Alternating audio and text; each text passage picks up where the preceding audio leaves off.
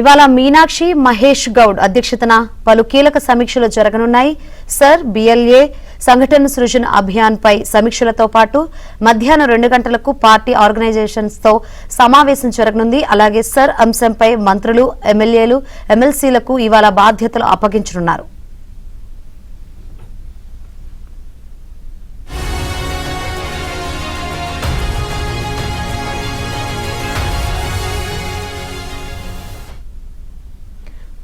ఈ రోజు మీనాక్షి నటరాజన్, మహేష్ గౌడ్ అధ్యక్షతన పలు కీలక సమీక్షలు అయితే జరగనున్నాయి. మరిన్ని వివరాలు అందించేందుకు మా ప్రతినిధి సిద్ధార్థ సిద్ధంగా ఉన్నారు. సిద్ధార్థ, ఏంటి అప్డేట్స్?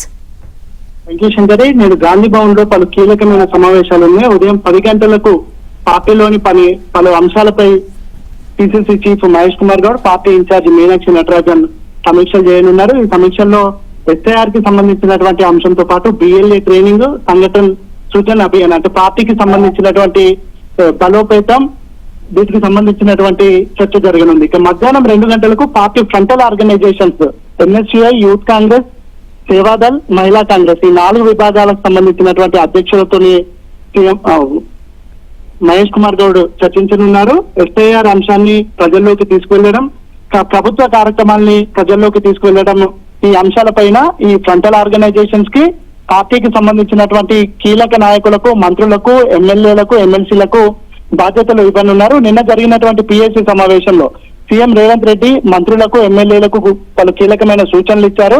ప్రతి ఒక్కరూ పార్టీ పనులు ఖచ్చితంగా చేయాలి, వారంలో ఒక రోజు పార్టీ కోసం పని చేయాలి అనే విషయాన్ని చెప్పారు.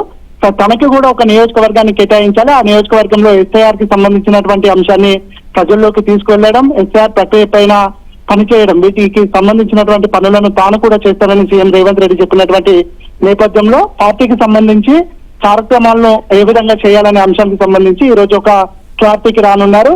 ఆ సమావేశం అనంతరం ఎవరెవరికి ఎక్కడ బాధ్యతలు ఇస్తున్నారు, ఎలాంటి కార్యక్రమాలను చేపట్టబోతున్నారు అనే అంశానికి సంబంధించి PCC chief Mahesh Kumar Goud press meet పెట్టి ఆ వివరాలన్నింటినీ తెలియజేస్తారు. Right, thank you Siddhartha.